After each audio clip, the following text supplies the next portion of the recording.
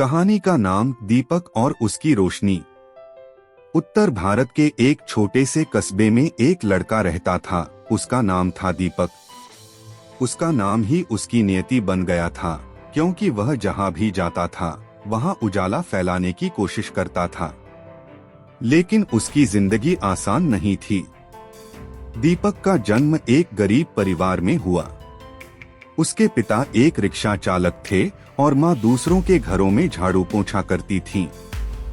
दीपक शुरू से ही पढ़ाई में होशियार था, लेकिन पैसों की तंगी ने उसकी राहें कई बार रोकी।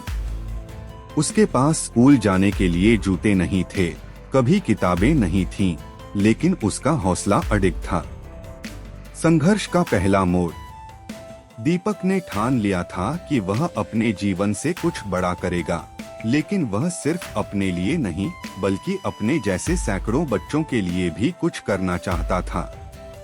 दिन में स्कूल और रात में चाय की दुकान पर काम करके वह पढ़ाई करता था। कई बार नींद से लड़ते हुए, भूख से जूझते हुए उसने हाई स्कूल टॉप कर लिया। गांव में यह किसी चमत्कार से कम नहीं था। पहली बार किसी गरीब परिवार का बच्चा जिला टॉपर बना था। दूसरा मोड़, बड़ा सपना। दीपक का सपना था आईएएस बनना। उसने शहर जाकर कोचिंग करने की सोची, लेकिन पैसे कहाँ थे। उसने गांव के बच्चों को पढ़ाना शुरू किया और अपनी ट्यूशन फीस जमा की। हर रोज 10 से 12 घंटे पढ़ाई करता, बाकी समय दूसरों को पढ़ाता। 3 बार प्रयास किया, हर बार असफल रहा। गांव वालों ने कहना शुरू कर दिया, अब छोड़ दे बेटा, किस्मत नहीं है। पर दीपक ने हार नहीं मानी। उसने चौथी बार परीक्षा दी और इस बार वह आईएएस बन गया। तीसरा मोड़, बदलाव की शुरुआत। अब वह उसी जिले में कलेक्टर बना जहां कभी लोग उसे ताने मारते थे।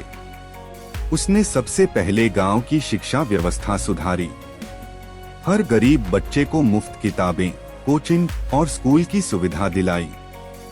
फिर उसने गांव के बेरोजगार युवाओं के लिए स्किल ट्रेनिंग प्रोग्राम शुरू किया।